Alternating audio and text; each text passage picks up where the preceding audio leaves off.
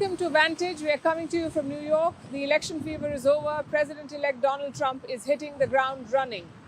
New reports say he spoke to Russia's Vladimir Putin last week. But the Kremlin says the call never happened. So why the mixed messaging? What is Donald Trump's plan to end the war in Ukraine? We'll bring you a report. And while Putin denies the call, another world leader is bragging about it. Israel's Benjamin Netanyahu. He has spoken thrice to Donald Trump. Will these talks lead to a ceasefire in West Asia, or will it escalate the fighting? And what does Donald Trump's cabinet look like? He's made more appointments. We'll tell you who made the cut and who did not. In Bangladesh, more protests against Sheikh Hasina. Dhaka is moving Interpol to arrest the ousted Prime Minister. In Pakistan, another terror attack in Quetta. Will instability derail their economic revival plans? And Pakistan's iron brother China has unveiled a massive stimulus package. Will the $1.4 trillion bailout revive the sleeping dragon? All this and more lined up.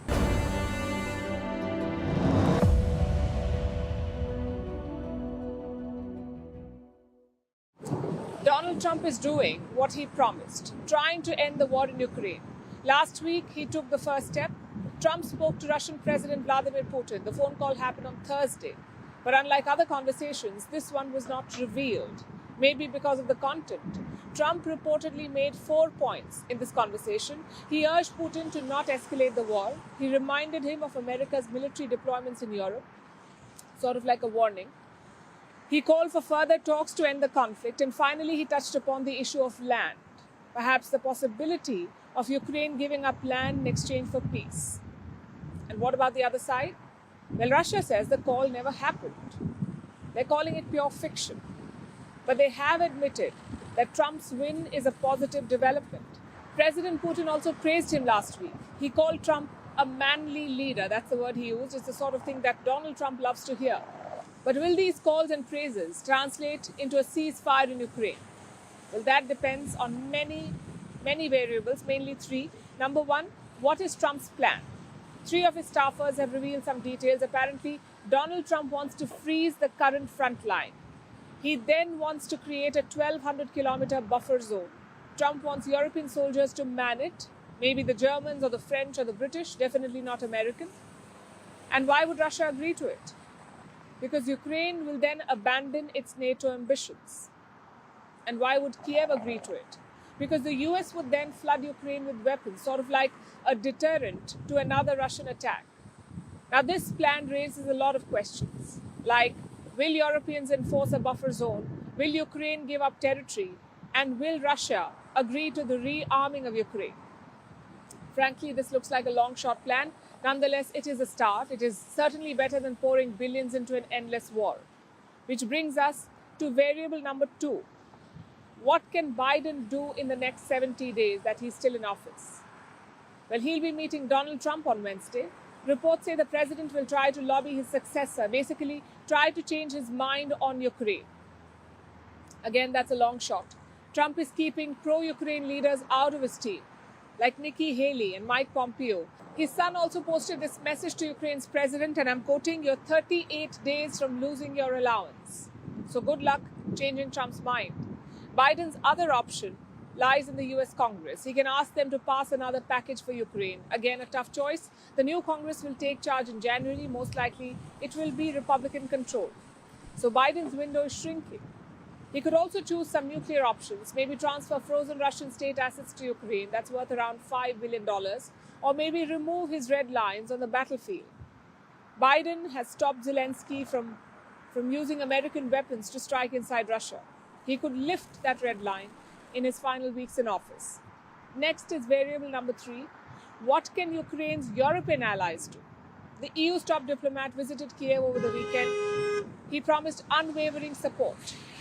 The clear purpose of this visit is to stress the European Union support to Ukraine.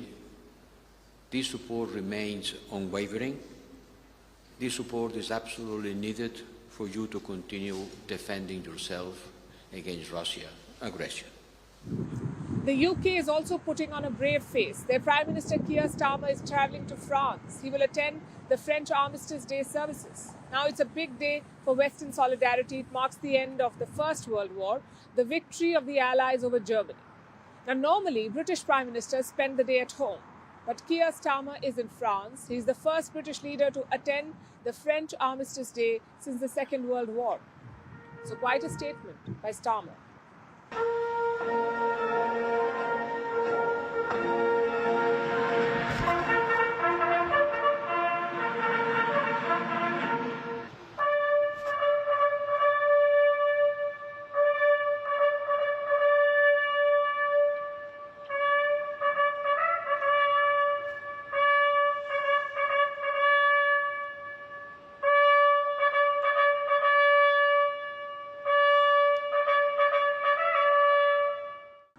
The pictures and statements are fine, but the math doesn't add up.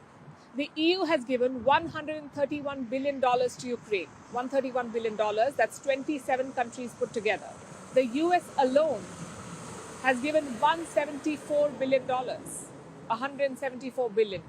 So Europe needs to find a lot of money, and they need to find it fast. Where does that leave Ukraine and Zelensky? In a very precarious situation. They're trading heavy blows with Russia.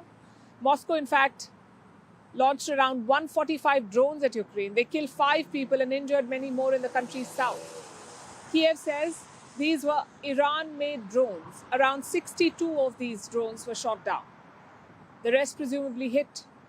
Ukraine also fired a massive barrage at Russia. Around 84 drones were fired at different regions of Russia. Even the capital Moscow was targeted. And casualties? Just a few injuries in the Moscow region, plus flights had to be diverted from 3 airports.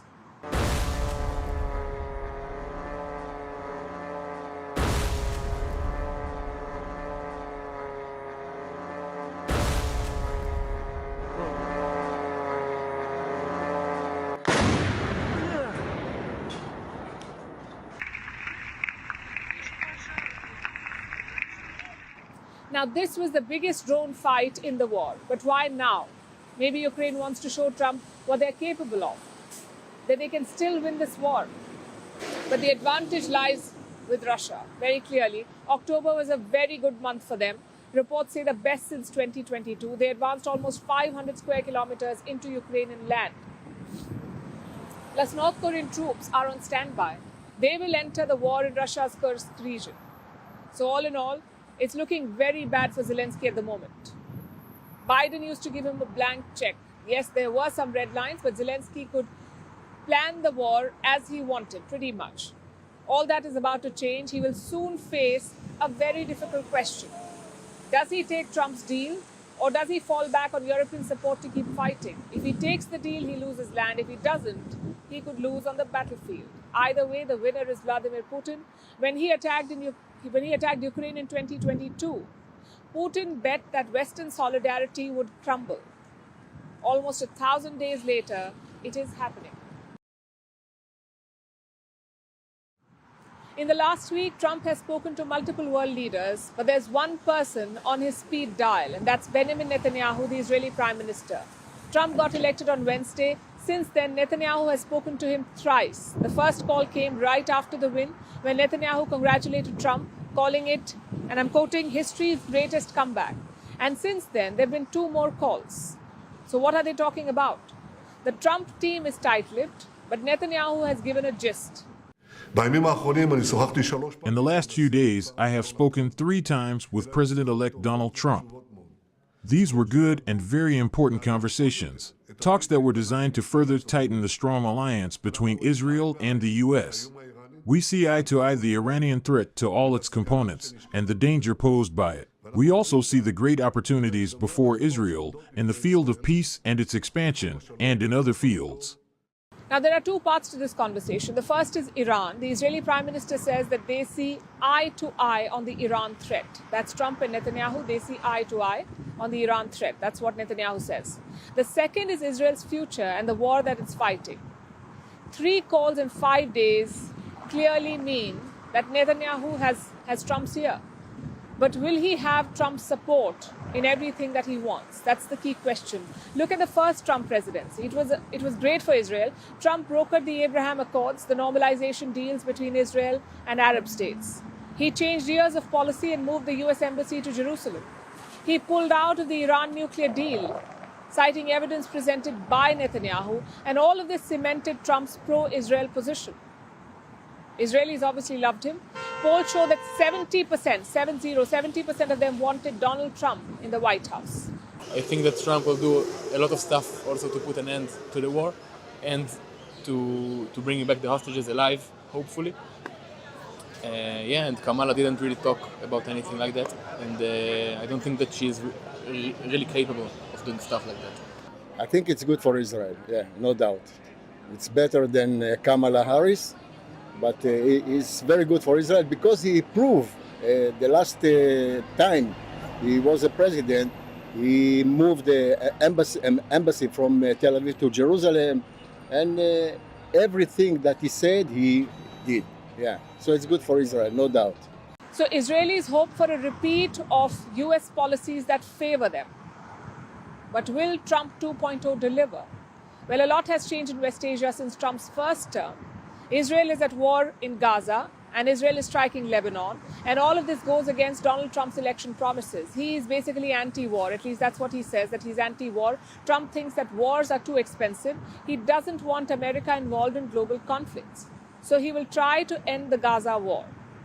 It's something that he's mentioned before. He's urged Israel to do it quickly. But that doesn't serve Netanyahu. The Israeli Prime Minister wants Hamas eliminated. He says that's the end goal. And he won't stop the war until this goal is achieved. Also, he's part of a coalition government, mostly made of far-right parties. All of them want to end Hamas. If Netanyahu compromises, they may pull support from him. And that means he'll be out of power. So the Israeli Prime Minister has two choices. Listen to Trump and risk his premiership, or continue the war and risk Washington's wrath. It's a difficult choice. Perhaps that's what these phone calls are all about, to push for a third option, a third choice, to convince Trump that this war is good.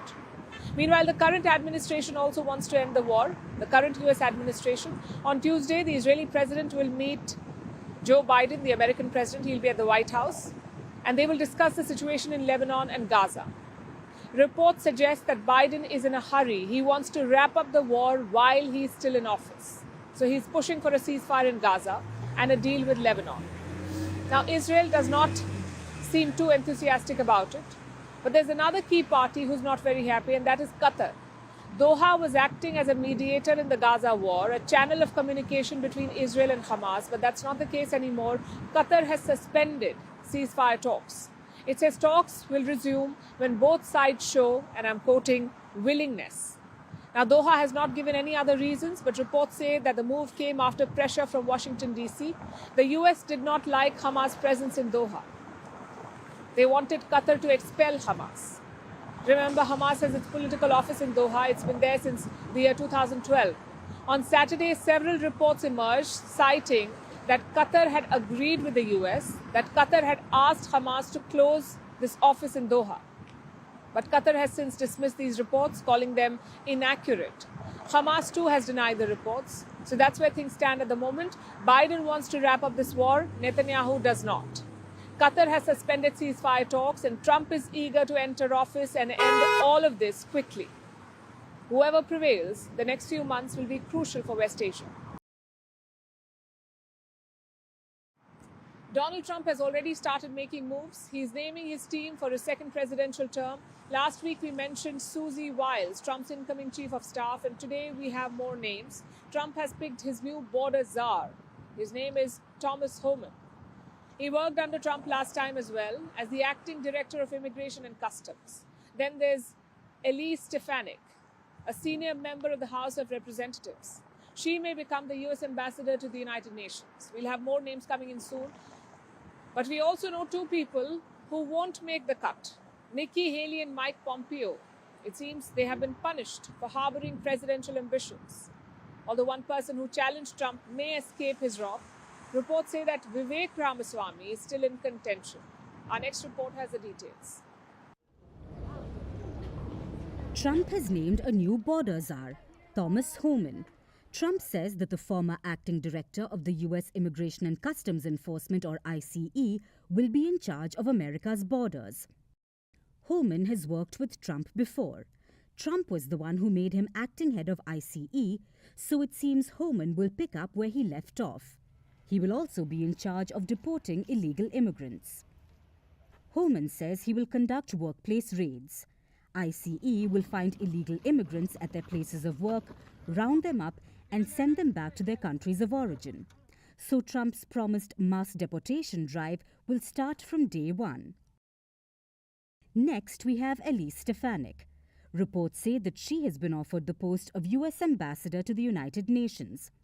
Stefanik is a Republican member of the U.S. House of Representatives. She's the chair of the House Republican Conference, making her the fourth-ranking House Republican. Stefanik has been a loyal Trump supporter, so the ambassador's post is seen as a reward for her loyalty. It's a stark contrast to what's happening to one of her predecessors, Nikki Haley. Trump appointed Haley as U.S. ambassador to the UN back in 2017. But yesterday, he put out this message. Trump politely but firmly said that Haley is out, along with another member of his first administration, Mike Pompeo. Pompeo was the U.S. Secretary of State and Director of the Central Intelligence Agency, or CIA, under Trump.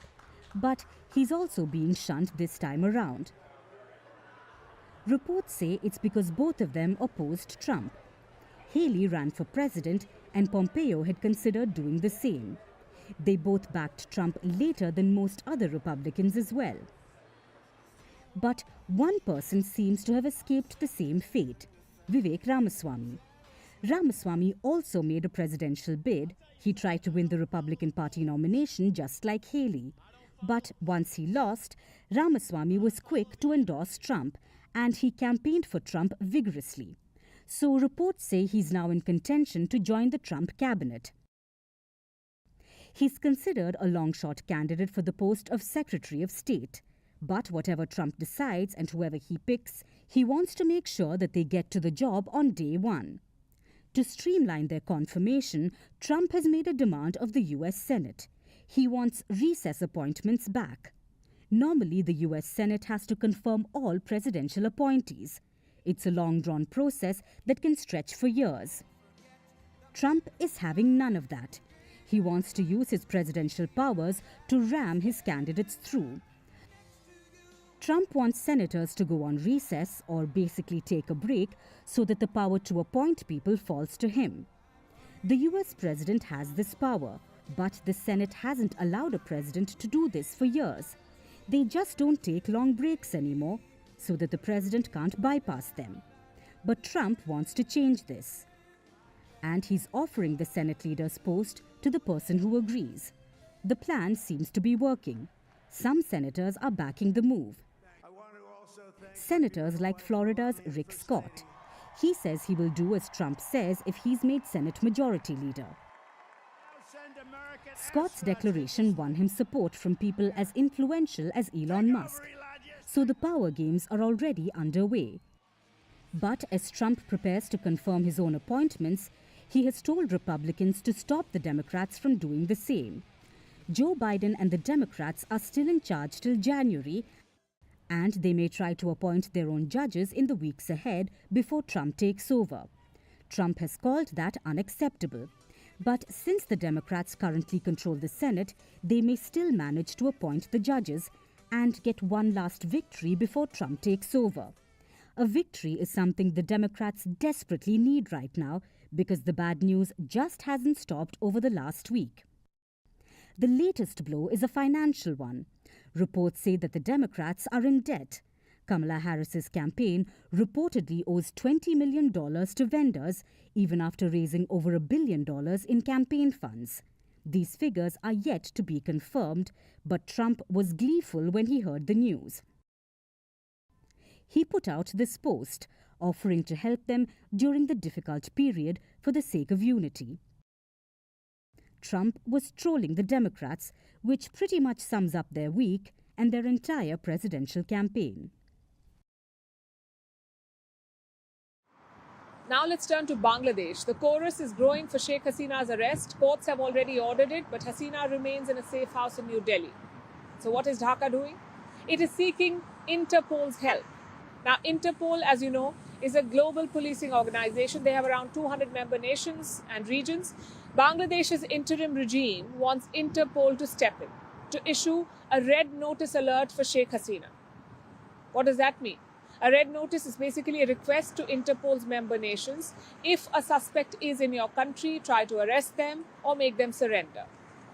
In this case, that suspect is Sheikh Hasina. A Bangladeshi court has already issued a warrant for her arrest, so technically Interpol can step in. Having said that, this is an ousted Prime Minister. The cases against her have a political dimension, so it's not clear if Interpol will help. Which brings us to India. What will New Delhi do if a red notice is issued? Well, a red notice is not an international warrant. Interpol says that countries can make up their own mind as to how they want to respond, and India will not be legally bound by it. But a bigger worry is the public sentiment in Bangladesh. You see, Sunday was a big day. November 10th marks Democracy Day in Bangladesh. On that day in 1987, protests broke out against dictator Irshad. The trigger? The death of an Awami League worker, a member of Sheikh Hasina's political party. And since then, November 10th has been Democracy Day in Bangladesh. So on Sunday, the Awami League tried to hold a rally, sort of like a comeback attempt. Look at what happened next.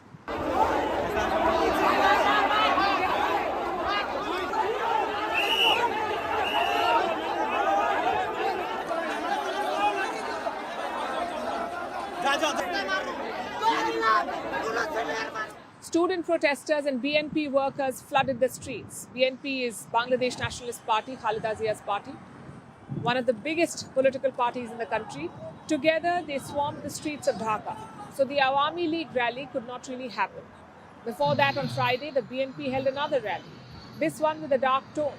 It featured a woman dressed in Sheikh Hasina's attire. She was locked inside a cage. Take a look at this.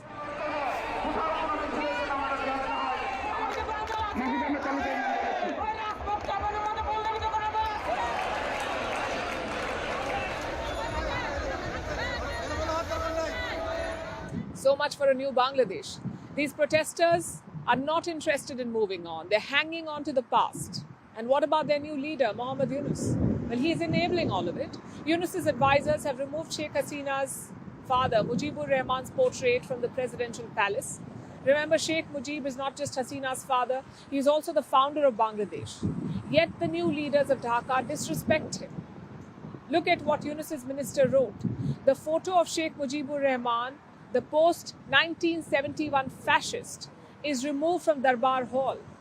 It is a shame for us that we couldn't remove his pictures from Banga Bhavan after the 5th of August.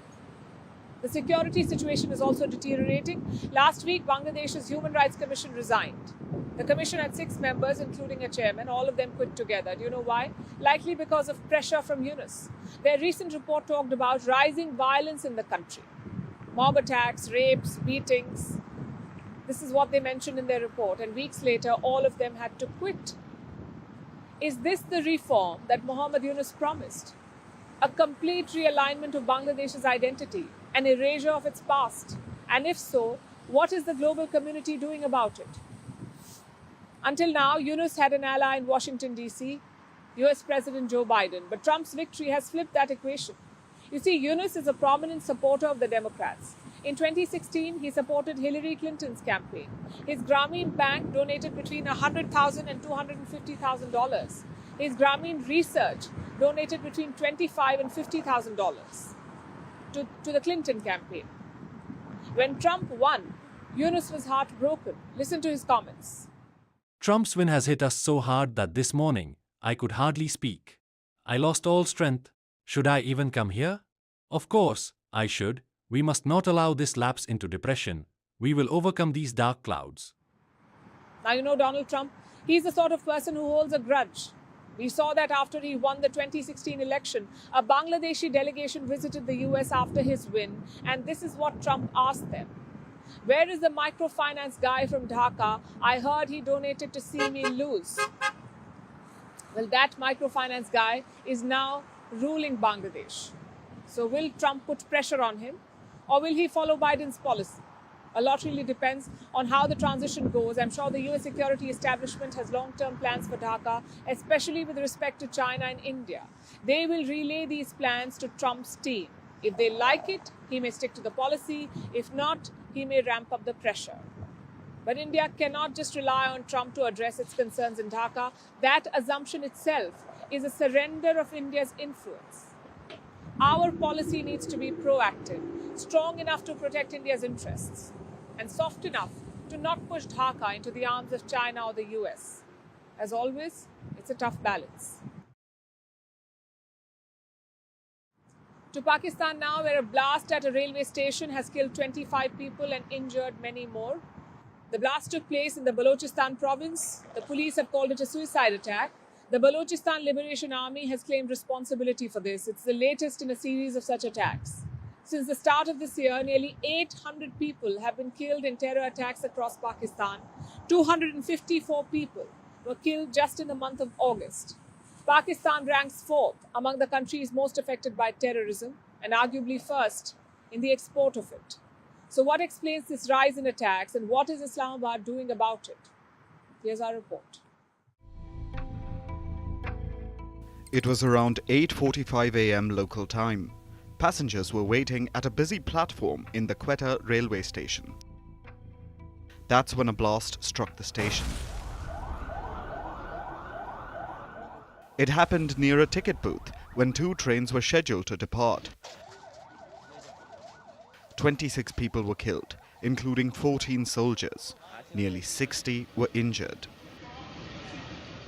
यहाँ पर गर्मियों के रहने के लिए आए थे कोटा में और अपने गांव वापस जा रहे थे जाफराबाद और यहाँ पर हम रेलवे स्टेशन पर पहुंचे जैसे ही तो धमाका हो गया और हम अस्पताल पहुंचे। एक मेरा मामू था और एक मेरा रिश्तेदार था। जैसे ही हम सुबह सवेरे उठे हैं रेलवे स्टेशन पे धमाके की खबरें चल रही थी न्यूज़ पे, तो हमें इतला मिला है कि भाई आपका मामू और दूसरा रिश्तेदार चाय पीने के लिए वॉक करने के लिए सैर व तफरी करने के लिए राइश पजीर हैं, वो रेलवे स्टेशन गए हुए हैं। तो हमें वहाँ से मालूम हुआ कि आप लोगों का एक बंदा ज़ख्मी है और दूसरे का मालूम नहीं हो रहा है। The police initially thought it was a bomb in the luggage, but then it turned out to be a suicide bomber. He was carrying around 6 to 8 kgs of explosives. Prime Minister Shehbaz Sharif has condemned the attackers, saying they will pay a heavy price. The Baloch Liberation Army has already claimed responsibility. It's a separatist group banned in Pakistan. The BLA seeks independence for Balochistan, and this isn't the first attack the group has been behind. In August, the BLA killed 74 people in coordinated attacks. The group targeted police stations, railway lines and highways. It also opposes China-led projects in the region, including a port and a gold and copper mine. It has repeatedly attacked Chinese projects, even killing several Chinese nationals. But it's not the only group Pakistan is worried about. The bulk of the attacks have targeted two provinces, Balochistan in the southwest and Khyber Pakhtunkhwa in the northwest. The BLA is behind most of the attacks in Balochistan, but in Khyber Pakhtunkhwa, it's the TTP, the Tehreek-e-Taliban Pakistan. In 2022, the TTP ended its ceasefire with Islamabad, and that has resulted in a rapid escalation of terror. For nearly 2 years, the TTP has conducted multiple attacks, killing several people and injuring hundreds. So Pakistan has a terror problem, and it has tried to counter it. In the month of June, Islamabad launched a nationwide anti-terror campaign. It was called Operation Azm-e-Ishtikam, but that hasn't helped. In the first 8 months of 2024, nearly 800 people were killed in terror attacks. Over 700 have been injured. So there's been a drastic spike in attacks, and it comes as the country's economy continues to weaken. In July, Islamabad secured a $7 billion debt relief package from the IMF, that's the International Monetary Fund, but that could be at risk. This week, the IMF will hold a performance review with an unexpected visit to the country. Terror attacks amid this economic turmoil don't bode well for Pakistan. It looks like its tryst with terror is coming back to haunt it. Islamabad is used to exporting terror, but now the chickens have come home to roost. Our next story is about China. The country is gearing up to face economic headwinds. Growth is already slow. China still hasn't completely recovered from the Wuhan virus pandemic and the subsequent collapse of their property sector.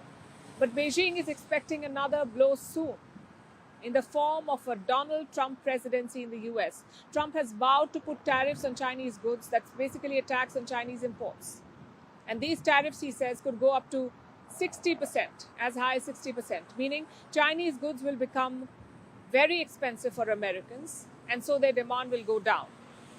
So China's export sector is bracing for a major hit. As you can see, there's chaos all around, but the Chinese markets were still hopeful.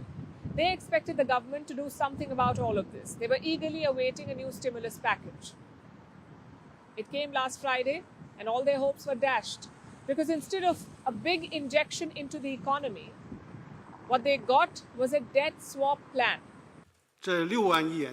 This 6 trillion yuan debt ceiling will be arranged over 3 years. 2 trillion yuan per year from 2024 to 2026 to support local governments in replacing all kinds of hidden debt. Starting from 2024, 800 billion yuan will be arranged from new local government special bonds every year for 5 consecutive years to supplement government financial resources, specifically for debt repayment, and a total of 4 trillion yuan of hidden debt can be replaced. Local governments in China will be allowed to take new loans now. That's what the plan is. These are your city and state level governments. Their debt ceiling will be raised by 6 trillion yuan. So they will get 4 trillion through special bonds. That comes to a total of 10 trillion yuan, which is equal to 1.4 trillion US dollars. That is Beijing's grand plan for the economy, allowing local governments to take more loans, to borrow more money. It sounds rather underwhelming, and that's exactly what the markets felt. Asian stocks fell today because of China's underwhelming stimulus package. Hong Kong's Hang Seng Index closed almost 1.5% down. Clearly, Beijing's new package has not inspired confidence. But they insist that it is a good move. They say it's a long-term plan to fix the fundamentals. By 2028, the total amount of hidden debt of local governments will be significantly decreased from 14.3 trillion yuan to 2.3 trillion yuan. The average annual reduction will be lowered from 2.86 trillion yuan to 460 billion yuan, less than 1/6 of the original amount. Now, one of the major challenges that China faces is local government debt, the so-called hidden debt. Local governments in China are heavily in debt. It's unsustainable, and this debt has been accumulated over the years. But this debt is also kept off the books, which is why it is called hidden debt. It is off the books. It is built through opaque financial instruments, something called local government financing vehicles, or LGFVs, local government financing vehicles. Now, this debt has been kept off the government balance sheets. It's not publicly known, but these local governments still have to pay heavy interest rates on it. And where do they get this money to pay the interest? By diverting money. The money taken on loan is not spent on infrastructure as it is meant to be. Governments cut the salaries of civil servants, they delay payments to contractors, and they do all of this to service this hidden debt. China is worried that this could lead to deflation and prolong the current situation, the current slowdown. So Beijing has granted local governments a lifeline with this new debt package. Now the local governments can swap their hidden debt for the normal kind. They'll get the normal debt with lower interest rates. That's the debt package in a nutshell. And China insists that this is a great move. But here's the problem with that. Beijing says its hidden debt comes up to about 14 trillion yuan. But the International Monetary Fund puts it at 60 trillion. 14 to 60, look at the gap. It sounds like Beijing is trying to downplay the problem. And even if we assume that China's figures are not fudged, which is a big assumption, the relief amount is still not enough. $1.4 trillion will be spent over 5 years. It is a slow fix. It's not an urgent stimulus, which is why the markets are disappointed. But Beijing has a reason for keeping the purse strings tight. As I mentioned earlier, a trade war may erupt soon. No one knows what will happen when Trump takes office, and his tariffs would be a major blow to China. So maybe they're just saving up for the big fight ahead. Now let's turn our attention to Haiti, a small Caribbean nation which is home to about 11 million people, as well as gang violence, mass displacement, hunger, and worsening political turmoil. Haiti's last president was murdered in 2021. Their previous prime minister was ousted in April this year. So in the month of May, an interim prime minister was hired. Former civil servant Gary Conille. He was supposed to pave the way for presidential elections next year and in the process also bring some stability in the country. But just 6 months later, he too has been ousted. He is being replaced by a businessman called Alex Didier Fils-Aimé. So who is this man? Why is he the new prime minister? And is this a sign of more political mayhem in Haiti? Here's a report. Haiti is no stranger to chronic political instability. But now it has plunged deeper into a constitutional crisis. Its prime minister has been fired and the owner of a chain of dry cleaners is all set to take his position. To understand what happened, let's discuss the Caribbean nation's political landscape. There are no democratically elected officials in Haiti. Haiti's last president, Jovenel Moïse, was murdered in July 2021. No elections have been held since then. The previous Prime Minister, Ariel Henry, was ousted in April this year when a coalition of gangs took over the capital of Port-au-Prince and fueled violence, acute hunger and mass displacement. So a transitional council was established in April. It was tasked with a crucial job, choosing Haiti's next Prime Minister in the hopes that it would quell turmoil in the nation. And in May, Gary Conille was appointed as the interim Prime Minister. He's a long-time civil servant who has worked with the United Nations. He has been removed from traditional party politics. He hadn't lived in Haiti for more than a decade. He was considered a favorite of the international community. So he was seen as the obvious choice to restore stability. Yet his appointment did anything but that. The council has long been at odds with Conille. Gangs have ramped up attacks in recent weeks, exacerbating the situation. And now, just 6 months after his appointment, Conille has been dismissed. He's being replaced with Alex Didier Fils-Aimé. Fils-Aimé is a prominent businessman and the former president of Haiti's Chamber of Commerce and Industry. And now, he will take Conille's seat in a move which experts call a politically motivated coup. They have questioned the legal authority of the council to take this step. In Haiti, only the parliament has the authority to fire a prime minister. So Conille says that the move lacks legitimacy and claims that it amounts to nothing more than a maneuver that further weakens Haiti and seriously compromises chances of overcoming the crisis.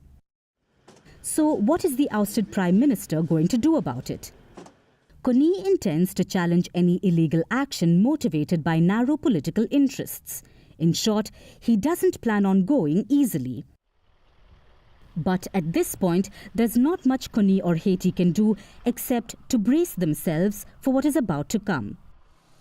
Because in all likelihood, this move will worsen the political turmoil in Haiti, where half the population faces acute hunger, more than 700,000 people have fled their homes, and the police are outmatched and outgunned by gangs who already control 85% of the capital. So, this latest move will only breed more instability and mayhem in Haiti. Our next story is about Africa and Russia. President Vladimir Putin is making another play for the continent.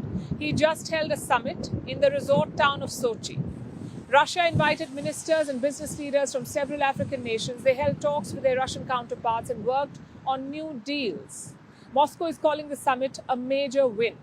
They say it has dashed Western plans to isolate Russia, and Putin is not done yet. He plans to deepen the relationship with Africa. He has promised to provide total support to Russia's friends in the continent. Here's our report. Russia is courting Africa. A summit took place over the weekend, the Russia-Africa Partnership Forum. It was held in the Russian city of Sochi. It's a resort town on the Black Sea. That is where Russia laid out the red carpet for ministers and business delegations from Africa. Russia's Foreign Minister Sergei Lavrov was in charge of the summit, and yesterday he conveyed President Vladimir Putin's words to his audience. I would like to reiterate that our country will continue to provide total support to our African friends in different sectors, ensuring sustainable development, the struggle against terrorism and extremism, combating epidemics, food problems, and the consequences of natural disasters. Putin has promised that he will continue to provide total support to Russia's friends in Africa. And Russia does have a lot of friends there. Let's look at the Sahel states first. Mali, Burkina Faso and Niger. These three nations saw military coups recently. They are now ruled by military juntas. The juntas have shunned their traditional partnership with their former colonial overlord, France. Instead, they have all turned to Russia for support. And today, Africans and Burkinabes are rediscovering Russia as a world power, as a partner we can work with. From now on, we're not going to take our instructions from Paris, Washington, or anywhere else. We want respectful partnerships, sincere partnerships, win-win partnerships. Respect and a win-win partnership. That is what the Sahel states want, and that is why they have turned to Russia. Moscow has soldiers in these countries, mercenaries who are helping them fight against religious extremists. France, the US and other Western nations had partnered with the Sahel states before the coups. But the juntas believe that the West wasn't doing enough, which is why they turned to Russia. And there's an additional advantage. Moscow isn't the type to lecture any government, whereas the West is known for its sermons. So it's clear who the Sahel juntas prefer. And it isn't just them. Yeah, Russia, it's a good country for us. Besides that, President Putin, he understands the Africans. He is pro-us, pro-Africans. So this is why I personally align with the Russians. Lesotho, Nigeria, Ethiopia, multiple Central African states. All of them sent their delegations to Sochi. They are all keen to work with Russia. This is a diplomatic win for Vladimir Putin. Ever since the war in Ukraine began, the West has been trying to isolate Russia, but it clearly hasn't succeeded. This weekend's event was the second high-profile summit hosted by Russia in a month. Putin held the BRICS summit in late October in the city of Kazan. And now we have this Russia-Africa Partnership Forum in Sochi. Both events catered to the global south. They were a way for Russia to try and reshape the current world order and pitch for a multipolar world instead of one dominated by the West. And by the looks of it, Moscow is well on its way to doing that. Now let's talk about the US chip maker Intel. This has been a difficult year for the company. Intel has not been able to catch up with its competitors. Its sales are plummeting, revenue is down. So Intel has axed 15,000 positions globally. It has fired 15,000 people. That's about 15% of its workforce. Understandably, people are not happy. Employee morale has taken a hit. So Intel has come up with a brilliant idea. They are introducing free tea and coffee in their offices to boost morale. And this benevolence has become an internet joke. So what are some of the other bizarre morale boosters in companies, and do they even work? Here's a report. Once a Silicon Valley leader, now fallen from grace. We are talking about US chipmaker Intel. It is struggling to keep up with rivals like Nvidia. Its costs are too high, margins are too low. Its stocks are falling, sales are tumbling, revenue is dropping. So one thing is increasing: losses. In the first quarter, Intel lost $437 million. In the second quarter, $1.6 billion. And now, in the third quarter, Intel has reported a loss of a whopping $16.6 billion. But this last bit is not a shock for the company. In fact, Intel has been on a long road to recovery. And in August, they announced that 15% of their workforce won't be joining them on this depressing journey. Intel axed 15,000 jobs globally, through layoffs, buyouts, and early retirement offers. This was a major part of cost-cutting measures at the company to slash $10 billion in expenses. But some other steps were taken as well, like ending corporate funding for mobile phone plans of employees, grounding air shuttles that flew workers between offices, and cutting complimentary tea, coffee, and fruits in offices. So after the announcements, Intel workers arrived to find empty seats and emptier kitchens. Do you know what's worse than losing your friends at work? Losing access to caffeine. So employee morale took a dive. A company full of math and science genuices. And no one planned for this emotional crisis. Months later, amid ongoing layoffs, Intel has found its emotional quota. No, they will not be bringing people back. They want to bring tea and coffee back to make the remaining employees feel better.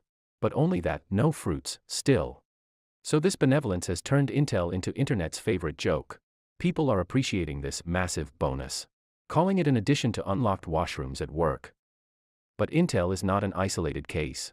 Many companies have strange morale-boosting tactics. In 2022, Meta tried to boost morale with new slogans at work.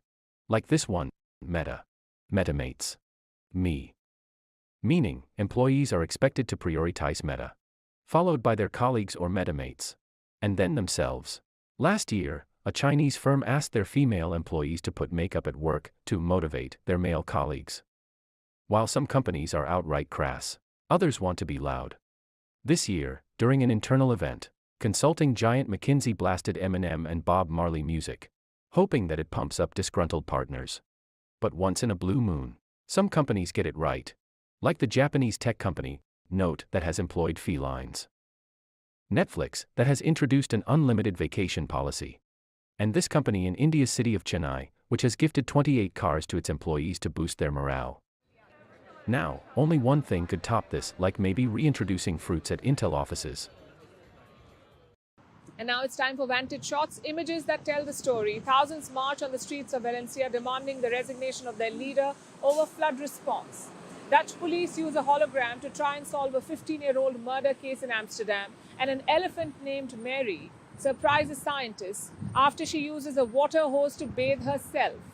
Finally, we're taking you back in history. On this day in 1918, the First World War came to an end. This was after the Allied forces and Germany signed an armistice agreement. The First World War killed nearly 22 million people, making it one of the deadliest conflicts in history. We're leaving you on that note. Thank you for watching. We'll see you tomorrow.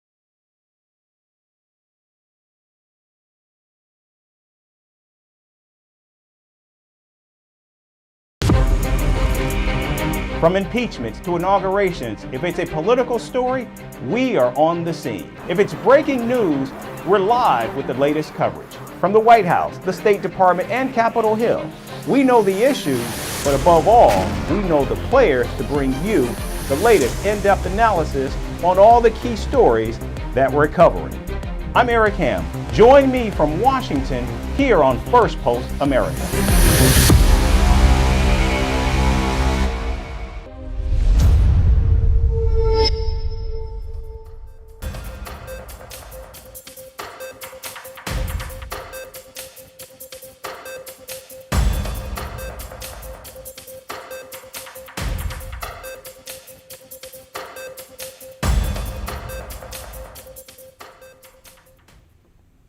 We begin in the United States. President-elect Donald Trump reportedly spoke to Russian leader Vladimir Putin in recent days, a claim that Russia has in fact denied.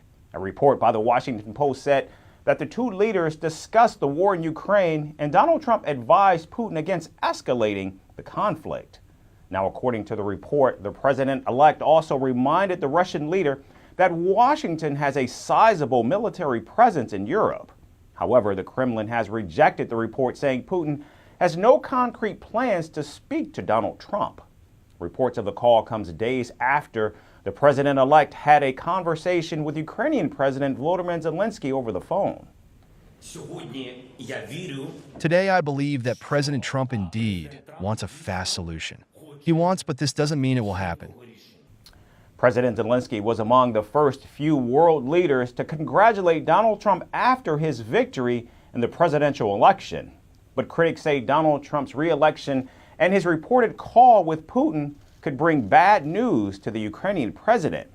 Throughout his campaign, Donald Trump criticized the scale of America's military and financial aid to Ukraine. Donald Trump vowed to end the war within a day without telling exactly how, in fact, he plans to do so. Through weakness and incompetence, Joe Biden has brought us to the brink of World War III. We're at the brink of World War III, just in case anybody doesn't know it. As president, I will bring back peace through strength. I would have a peace deal negotiated within 24 hours.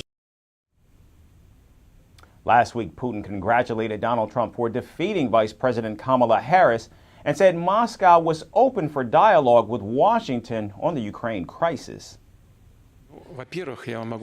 This is his last term. After all, what he will do is a question for him. But what has been said publicly so far, basically, I don't want to comment now on what was said during the election campaign. I think that it was said consciously in the fight for the voters' votes. But it doesn't matter. But what was said concerning the desire to restore relations with Russia to help end the Ukrainian crisis, in my opinion, seems to me to be at least worthy of attention. Meanwhile, White House National Security Advisor Jake Sullivan says President Joe Biden will try to convince Donald Trump not to pull support from Ukraine when the two meet on Wednesday. Under the Biden administration, the United States has committed over $170 billion in aid to Ukraine to battle Russian forces. Donald Trump, however, will probably force Ukraine to cede territory and give up on its ambitions of joining the NATO alliance, a deal that Kyiv is likely to reject. The race for the White House is over, but the blame game and finger-pointing is only just beginning. In a recent interview, former House Speaker Nancy Pelosi said if President Joe Biden had ended his re-election campaign sooner, Democrats could have had other candidates in the race.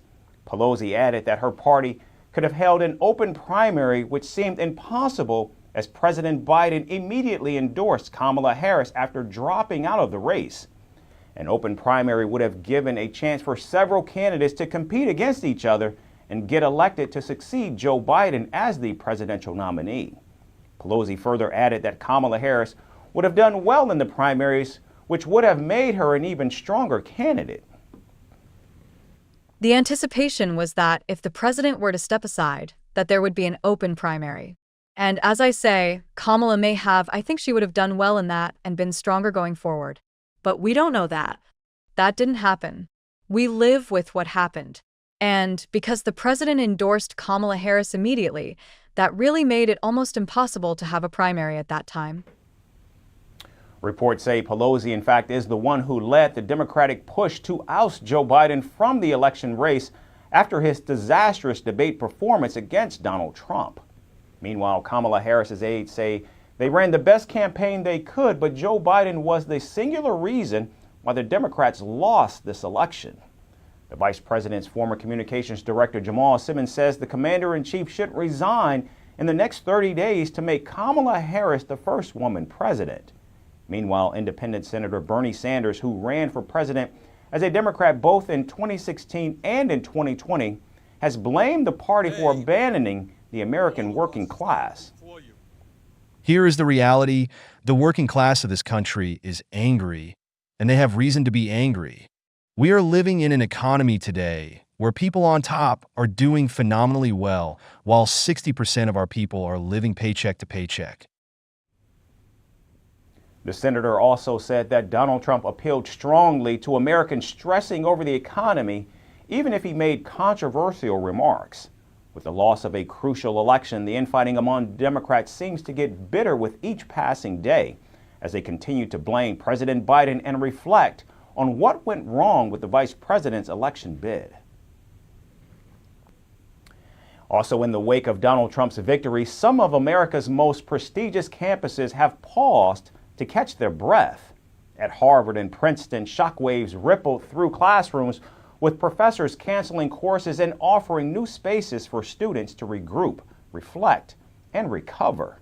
From art therapy to listening circles, universities turned to kindness, assuring students they weren't alone in processing this emotional election. Our next report brings you more on student fears as Donald Trump takes office once again.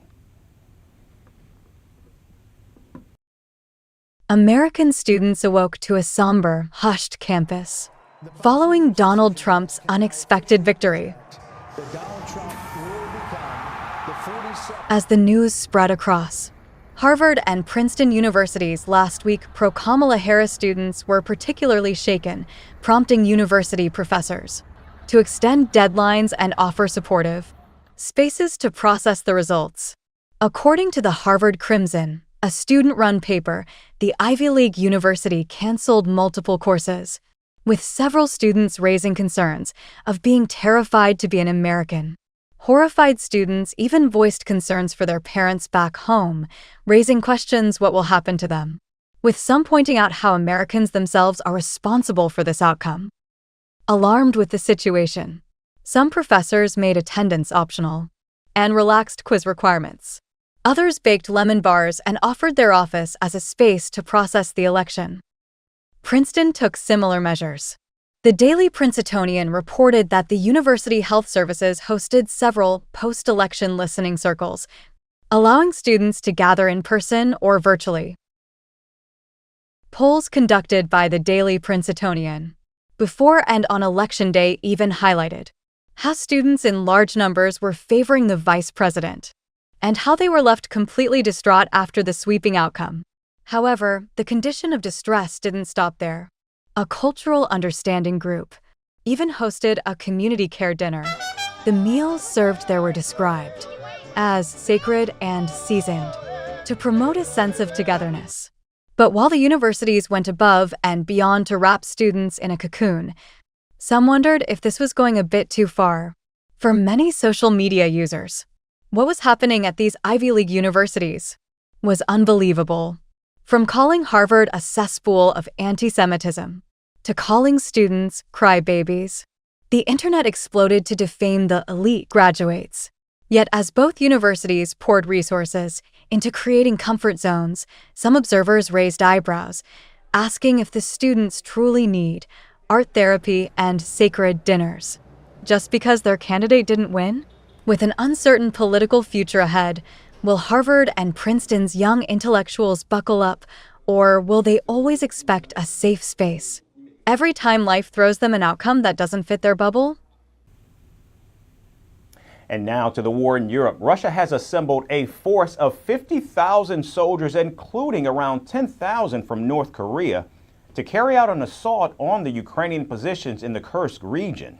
Ukrainian President Volodymyr Zelensky publicly warned of North Korea's involvement last month and slammed China for zero response to the North Korean development. The information I have received recently, the Russian Federation discussed this issue with the West and confirmed that yes, there are military personnel from North Korea who will fight against Ukraine. I'm surprised by this silence out of China, honestly. I cannot say China is on our side, but China is one of the security guarantors in your region. At least this is what we have believed. And now, there is silence. According to the New York Times, the North Korean troops are being deployed in an attempt to retake areas that Ukraine captured in an August raid. While Ukraine had success at first, Russian forces have regained ground in the Kursk and Belgorod provinces and continue to make gains in eastern Ukraine. A Ukrainian commander told CNN that North Korean troops were taking part in direct combat operations, and among the personnel were specialist artillerymen and snipers. Meanwhile, air raid sirens blared across Ukraine, including Kyiv, as Russia launched a massive bombing operation. According to Ukraine's State Emergency Service, the Russian attacks partially destroyed residential buildings, causing fires and extensive damage.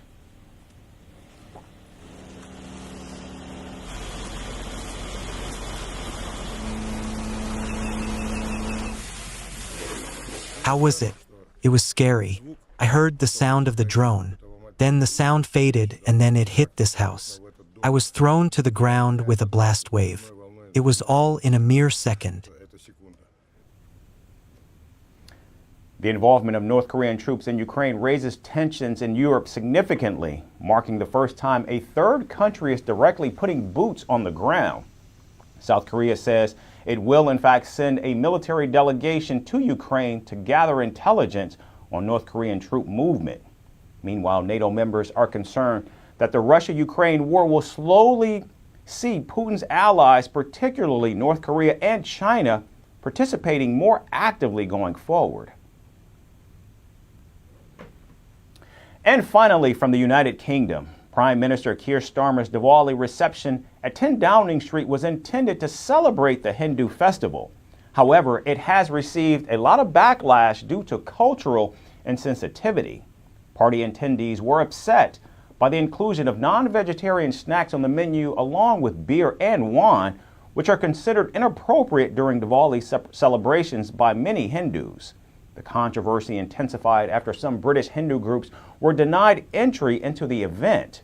Here's more on the Prime Minister's Diwali disaster.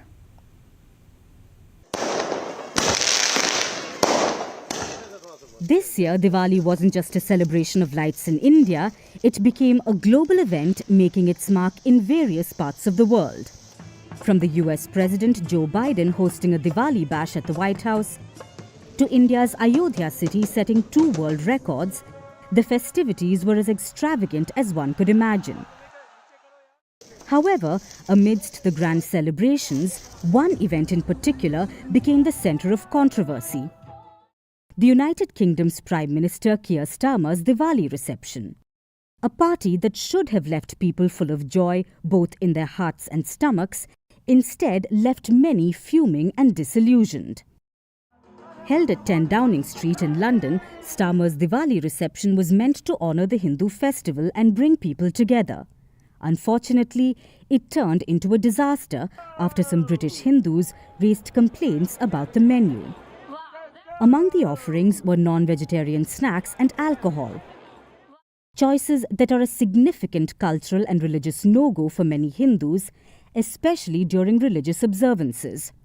One can only wonder how Starmer missed the memo on this, as he clearly failed to consider the core values of the festival he was supposedly celebrating. While Starmer did make an effort to create a homely atmosphere, complete with traditional earthen lamps symbolizing the victory of good over evil and performances of Indian dance, it all fell apart when cultural insensitivity took center stage. The real issue arose when beer, wine and lamb kebabs were found on the reception tables. According to reports, attendees were appalled by the choices of food and drinks, considering it disrespectful to the religious occasion. This quickly branded the British Prime Minister as someone lacking a basic understanding of cultural traditions. Insight UK, a social movement in the country, expressed their dismay on Instagram, calling out the appalling lack of understanding of the cultural significance of Diwali. This sparked a social media storm, with users criticizing Starmer left, right and centre. And honestly, who could blame them? How can a nation's Prime Minister host a religious celebration without understanding the very traditions he's supposed to be honouring? It feels like nothing short of hypocrisy. This isn't the first time Diwali has been celebrated at 10 Downing Street. In fact, the tradition dates back to 2009, when then Prime Minister Gordon Brown began the practice. Prime Minister Keir Starmer's Diwali reception was a glaring misstep that revealed a fundamental lack of cultural sensitivity. What should have been an opportunity to honour a vibrant and cherished tradition instead became an embarrassing affair that sparked outrage. After all, it's more than just a photo op or a stage for performances.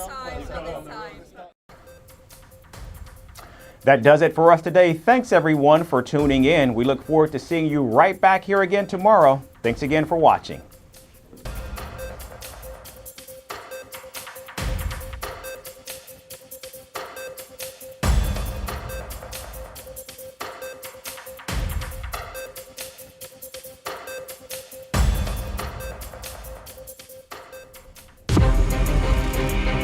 From impeachments to inaugurations, if it's a political story, we are on the scene. If it's breaking news, we're live with the latest coverage. From the White House, the State Department, and Capitol Hill, we know the issues, but above all, we know the players to bring you the latest in-depth analysis on all the key stories that we're covering. I'm Eric Ham. Join me from Washington here on First Post America.